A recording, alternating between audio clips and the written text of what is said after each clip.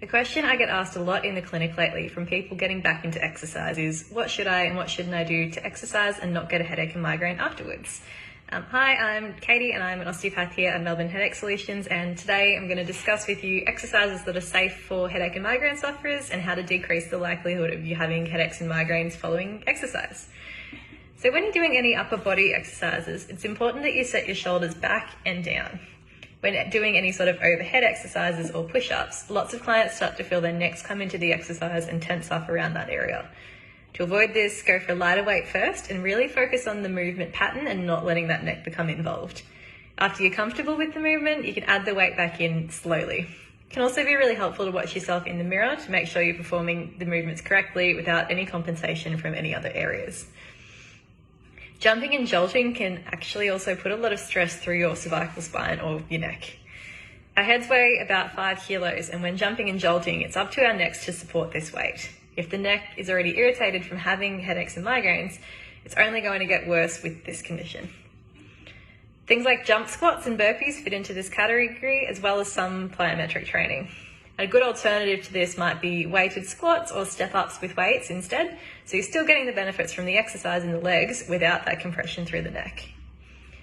For headache and migraine sufferers, cardiovascular exercise can exacerbate symptoms, or for others, it can actually decrease the symptoms.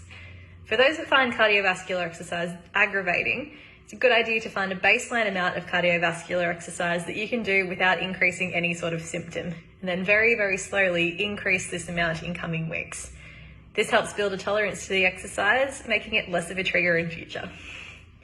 So your water and electrolyte balance are also important for headache and migraine sufferers that are starting exercise.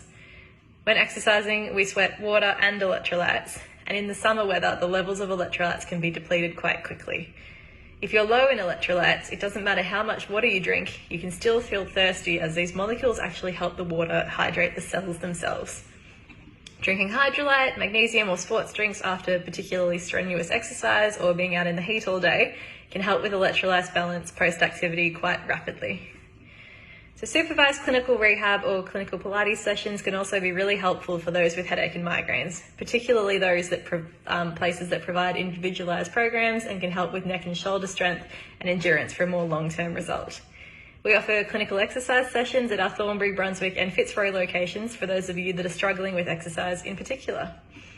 So there's a few tips to help you out when you're exercising and managing your headaches and migraines. If you have any questions, feel free to get in touch with us and we can help you on your journey to being headache and migraine free. Thank you.